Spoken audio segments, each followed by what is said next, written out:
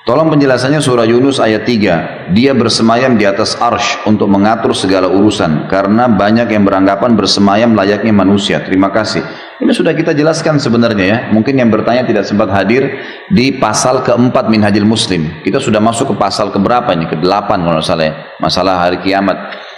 Jadi Allah subhanahu wa ta'ala bersemayam di atas arsh. Allah subhanahu wa ta'ala melihat. Allah subhanahu wa ta'ala mendengar. Allah subhanahu wa ta'ala mengetahui. Yani mengawasi, kan itu. Allah marah, Allah cinta, Allah ridha. Semua itu nama-nama dan sifat Allah wajib kita imani sebagaimana apa adanya. Kata Imam Syafi'i rahimahullah, saya beriman kepada apa yang Allah sampaikan tentang dirinya seperti yang Allah inginkan, gitu kan.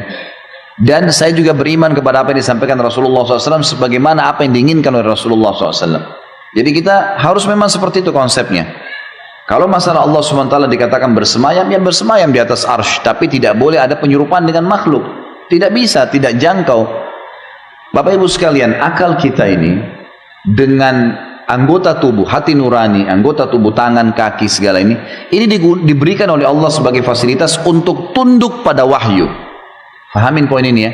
Jangan wahyu yang Bapak Ibu korek-korek dengan akalnya, maunya wahyu sesuai dengan akalnya, nggak bisa. Kalau kita dahulukan akal, apa standarisasinya? Misal gini, kalau kita semua ini punya akal pikiran kita berbeda-beda semuanya. Yang satu suka kuning, yang satu suka kuning, yang satu suka biru, yang satu suka hijau, beda-beda warna, beda-beda bentuk, beda-beda jenis makanan, beda-beda keinginan kendaraan dan seterusnya. Baik, akal manusia berbeda-beda, diatur oleh wahyu. Wahyu yang mengatur, ada standarisasi. Bayangkan kalau kita balik, akal yang mengatur wahyu, akal siapa yang jadi standar? Kan itu. Bapak Ibu kalau kerja di satu perusahaan yang harus tunduk, kita tunduk ke peraturan perusahaan atau perusahaan tunduk dengan akal-akal otak-otaknya pegawai-pegawai? Tentu saja pegawai tunduk kepada peraturan perusahaan. Bayangkan kalau saya buat perusahaan, semua pegawai saya harus ikutin otaknya mereka semua. Jadi mereka semaunya masuk kapan, mereka pakai baju terserah, mereka berbuat semaunya, ambil uang semaunya. Kacau balau lah perusahaan itu. Harus ada standarisasi. Wahyu itu standarnya, hukum. Semua otak harus tunduk di situ. Karena kalau akal yang kita dahulukan harus wahyu ikut akal, kita akan protes. Kenapa laki-laki dan perempuan saja? Kenapa tidak ada jenis kelamin yang ketiga? Kenapa sholat duhur 4 rakaat? Kenapa sholat 5 kali? 1 kali saja. Dan gitu. Terusnya kita akan banyak protes tuh. Kenapa ada malam dan siang? Kenapa harus ada begini? Kenapa harus ada begitu? Kenapa harus ada pisang? Kenapa harus ada anjing? Kenapa harus ada babi? Banyak. Akal tidak bisa kalau dilepas, tidak dikontrol oleh wahyu, dia akan kemana-mana. Kacau balau semuanya. Maka harus ditundukkan dengan akal kita, dengan wahyu. Wahyu menyampaikan tentang nama-nama dan sifat Allah, kita harus imani apa adanya sampai ada penjelasan dari wahyu. Wahyu cuma menyampaikan Allah punya telapak tangan, Allah punya kaki, Allah punya penglihatan, pendengaran. Tapi Allah katakan dalam Al-Quran, laisa kamitslihi syai'un wa huwas samiul basir. Allah itu tidak menyerupai siapapun, gitu kan? Apapun, dan dia maha mendengar lagi maha melihat. Jadi kita harus tahu masalah itu. Masalah Allah SWT beristiwa, bersemayam di atas arsy-Nya dengan kemahabesarannya. Imani masalah itu. Makanya Imam Malik rahimahullah pernah ditanya seseorang, lalu dia berkata, wahai Imam, bagaimana sih caranya memahami istiwa? Seperti tadi pertanyaan, apakah seperti manusia? Bisa difahamin begitu? Manusia yang naik di atas singgasana? Lalu kata Imam Malik rahimahullah kalimat yang bijak, orang yang punya ilmu dalam masalah ini, dia mengatakan istiwa sudah maklum, bersemayam itu jelas, nggak ada sesuatu yang perlu dipertanyakan. Dalam bahasa Arab istiwa jelas adalah naik ke atas singgasana, gitu kan. Kemudian dikatakan kaifiyahnya majhul, bagaimana prosesnya tidak jelas buat kita karena tidak disampaikan dalam wahyu. Kita imani apa adanya. Was-su'al anhu bid'ah, bertanya tentang itu adalah perbuatan bid'ah, gitu kan. Imam Malik menutup pintu itu karena berbicara dengan tentang zatnya Allah itu nggak bisa, kita tidak bisa terlalu jauh kecuali ada dalil yang menjelaskan. Allahu a'lam. Ini yang bertanya bisa kembali juga, Bapak Ibu sekalian, kembali ke materi kita di YouTube sudah ada tentang kajian Minhajul Muslim pasal keempat tepatnya, beriman pada asma dan sifat Allah. Bismillahirrahmanirrahim. Assalamualaikum warahmatullahi wabarakatuh. Dalam video sebelumnya saya sudah memaparkan penjelasan Imam Fakhruddin Ar-Razi dalam kitab Tafsir Mafatihul Ghaib yang menjelaskan bahwa Allah Subhanahu wa taala bukanlah wujud yang bertempat. Jadi salah besar kalau dikatakan bahwa Allah itu ada di langit. Allah itu duduk di atas arasy. Allah itu bertempat dimanapun. Karena bagaimanapun Allah subhanahu wa ta'ala adalah pencipta seluruh makhluk dan tempat adalah bagian dari makhluk itu. Mustahil sang Khalik bertempat dalam makhluknya.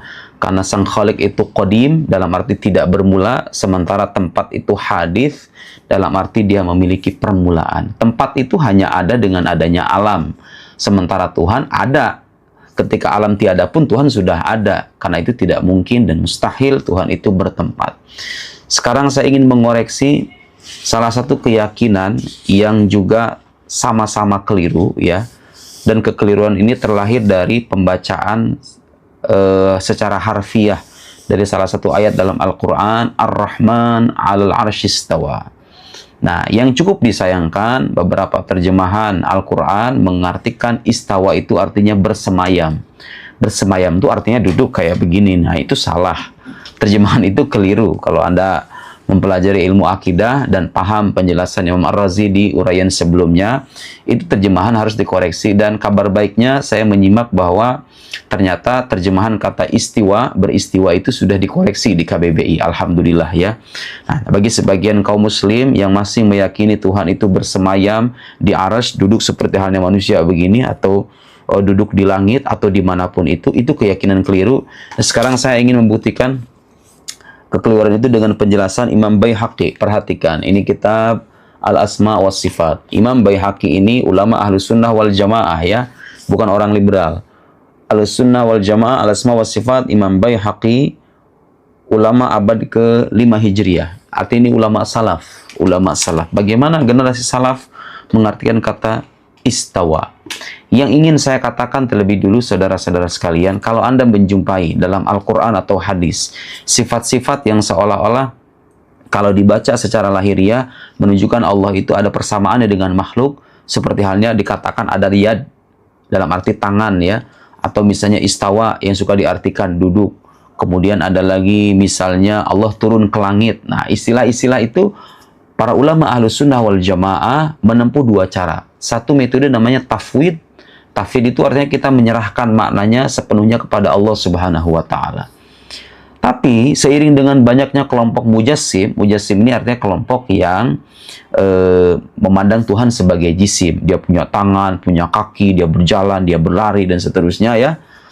Seiring dengan banyaknya kelompok-kelompok semacam itu, maka ulama Ahlus Sunnah yang lain menempuh metode takwil, dan takwil itu sendiri metode salaf ya. Guru saya di Al-Azhar, Profesor Robi Jauhari, mengarang buku Takwilus Salaf li Sifatillah. Takwil generasi salaf terhadap sifat-sifat Allah. Ada para sahabat Nabi, para tabi'in itu bertakwil, itu bukan bid'ah, bukan sesat ya. Silahkan Anda baca, download di internet. Takwilus Salaf li Sifatillah. Sekarang saya ingin menguraikan penjelasan Imam Baihaqi, ulama Ahlus Sunnah wal Jamaah, bagaimana beliau memaknai istiwa dan bagaimana beliau menarasikan pendapat para ulama tentang kata istiwa itu. Maknanya bukan duduk, bukan bersemayam ya. Perhatikan. Inilah gunanya belajar Al-Quran dengan bahasa Arab. Membaca Al-Quran dengan bahasa Arab, bukan terjemahan aja. Inilah keliru kalau seandainya kita, efek kekeliruan kita kalau seandainya hanya membaca Al-Quran dengan terjemahan bahasa Indonesia saja. Bahasa Indonesia itu terlalu miskin untuk menerjemahkan bahasa Al-Quran sedemikian kaya ya. Halaman 517 dari kitab Al-Asma wa Sifat. Dengarkan ini baik-baik. Silahkan dibuka halaman 517 sampai halaman 519. Oke, saya akan bacakan beberapa bagian saja. Wal qadim subhanahu, qadim artinya Allah subhanahu wa ta'ala zat yang qadim yang tidak bermula, alin ala arsyihi la qa'id wala qa'im wala mumas wala mubayin anil arsh. Zat yang qadim Allah subhanahu wa ta'ala itu alin ala arsyihi. Alin artinya bukan berarti berada di ketinggian secara indrawi, tapi maksudnya kedudukannya itu menguasai. Allah subhanahu wa ta'ala itu menguasai arsy. Kedudukan secara maknawi, bukan secara indrawi, duduk kayak begini, tapi menguasai arsy. Mana istawa 'alal arsy, itu maknanya adalah Allah menguasai arsy. La qaid, bukan berarti duduk. Wala qaim, juga bukan berarti berdiri di atas arsy. Wala mumas, juga bukan berarti bersentuhan dengan arsy. Wala mubayyin 'anil arsy. Kenapa? Li'annal mumassah, persentuhan. Anda membayangkan Tuhan bersentuhan dengan arsy kemudian duduk begini. Wal mubayana allati hiya didduha wal qiyam, berdiri, wal qu'ud, duduk, min awsafil ajsam, itu adalah sifat dari jisim, tubuh, badan kayak kita ini. Wallah subhanahu wa ta'ala ahadun somad, lam yalid walam yulad walam yakul lahu kufuwan ahad. Allah itu beda dengan makhluknya. Kita ini sekarang bersentuhan saya dengan kursi begini. Allah tuh nggak begitu. Salah kalau Anda meyakini Tuhan itu bertempat layaknya manusia begini. Fala yuzu alaihi ma yuzu al-ajsam tabaraka wa ta'ala. Satu. Kemudian beliau menarasikan pendapat Imam Ibnu Furaq, seorang ulama besar dalam mazhab Ahlussunnah wal Jamaah. Wa haka al-Ustadz Abu Bakar Ibn Furaq hadhihi tariqah an ba'di ashabina annahu qala, dari sebagian ulama Ahlussunnah wal Jamaah, kata Imam Baihaqi, memaknai kata istawa bimakna ala. Ala itu artinya tinggi. Tinggi secara maknawi ya. Artinya Allah itu menguasai arsy. Menguasai arsy. Tsumma qala wala yuridu bidzalika 'uluwan bil masafah. Yang dimaksud dengan tinggi itu bukan ketinggian dengan jarak. Wa tahayyuz, dan kebertempatan. Wal kaun fi makan, keberadaan di dalam tempat. Bukan. Ketinggian yang dimaksud itu bukan berarti Allah ada di ketinggian kemudian duduk di atas arsy. Bukan. Salah itu. Mutamakkinan fi, walakin yurid ma'na qaul Allah azza wa jalla amintum man fis sama, ay man fawqaha, ala ma'na nafil haddi anhu, menafikan batasan dari Tuhan. Wa annahu laysa mimma yahwihi tabaqun aw yuhitu bihi qatrun. Jadi Allah Subhanahu wa taala bukan zat yang diliputi oleh daratan, bukan zat yang diliputi oleh makhluknya. Wa wasafa Allah subhanahu wa ta'ala bidzalika wasfullah subhanahu wa ta'ala bidzalika tariqatul khabar wa la nata'adda mawrada bihil khabar. Oke, satu. Saya supaya bisa meringkas, saya akan kutikan beberapa lagi. Kemudian ada lagi ungkapan qala wa jawabi huwal awwal wa huwa anna Allah mustawin ala arsyihi wa annahu fawqal asya ba'in minha bima'na annaha la tahilluhu wa la yahilluha. Jadi kalau dikatakan Allah mustawin ala arsyihi, ingat ungkapan tuh, la tahilluhu wa la yahilluha. Jadi Allah itu tidak bertempat juga tidak ditempati. Wa la yamassuha wa la yushbihuha. Allah itu tidak bersentuhan dengan arsy wa la yushbihuha. Oke. Kemudian ada lagi pendapat yang dinarasikan dalam kitab Al-Asma wa Sifat dari ulama Ahlussunnah wal Jamaah.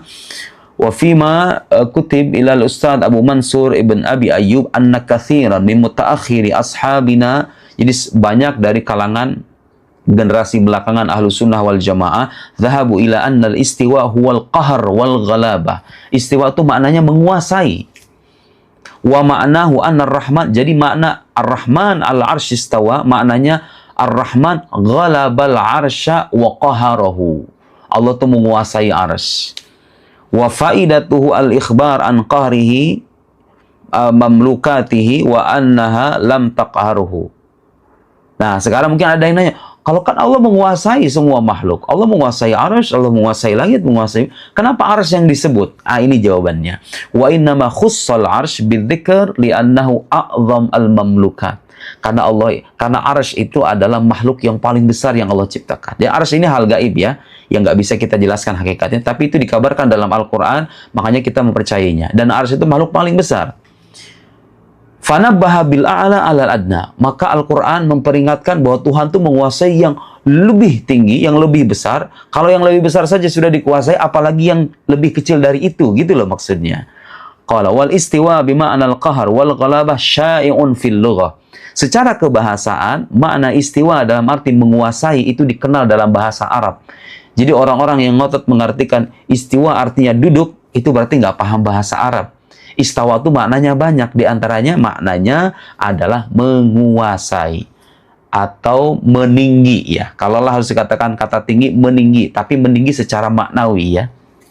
Artinya kedudukan Tuhan itu Allah Subhanahu wa taala dengan kedudukan yang maha tinggi menguasai arsy. Kama yuqal istawa fulan 'ala nahya idza ghalaba ahlaha. Baik. Jadi itulah saudara-saudara, silahkan Anda baca kitab Al-Asma wa Sifat. Saya nggak punya kesempatan untuk membacakan semuanya. Silahkan dibaca Al-Asma wa Sifat di halaman yang tadi saya sebutkan.